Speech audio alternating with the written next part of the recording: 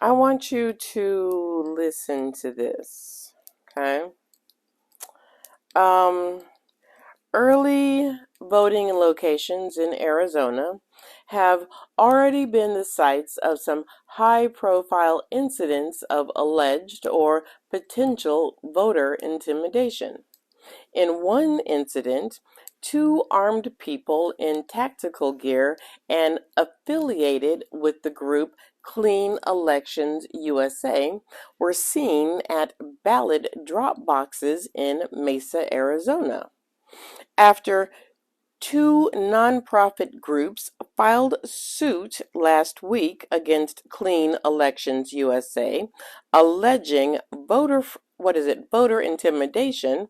A federal judge ruled that the group's tactics did not amount to a true threat, and that activists were allowed to gather at the ballot boxes. Similar incidents are happening elsewhere, including in swing states like Pennsylvania. Oath Keepers and Proud Boys are encouraged to sign up as volunteers in local election offices, putting people who wish to disrupt elections alongside the volunteer force. And this is happening in 2022. And when I read this, I cried. Let me tell you why I cried. I have been studying the election riots of 1874, and I just posted part 1 and part 2 of the Wilmington insurrection of 1898. And the common theme between the two is that they used armed, racist paramilitary groups, and they had them stand guard at polling places to intimidate black people and Republicans, who were the liberals of the day. They had them stand guard at polling places as a form of voter intimidation.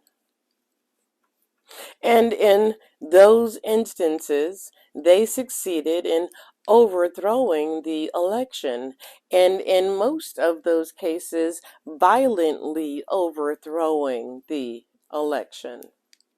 Not just overthrowing the election, but also overthrowing the established government in those towns and ushering in the oppressive Jim Crow.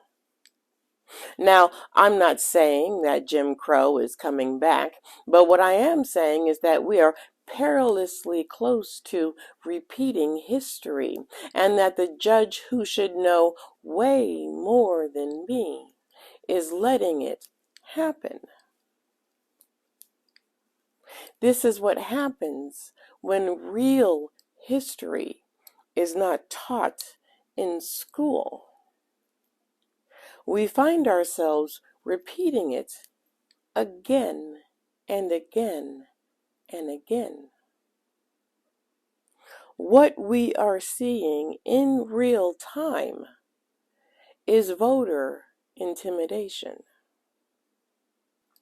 It harkens back to a time when some voters, such as African American voters in the South, faced threats and intimidation when they tried to go and cast a ballot, said Rick Hasson, a law professor at the University of California, Los Angeles, and the director of its Safeguarding Democracy project.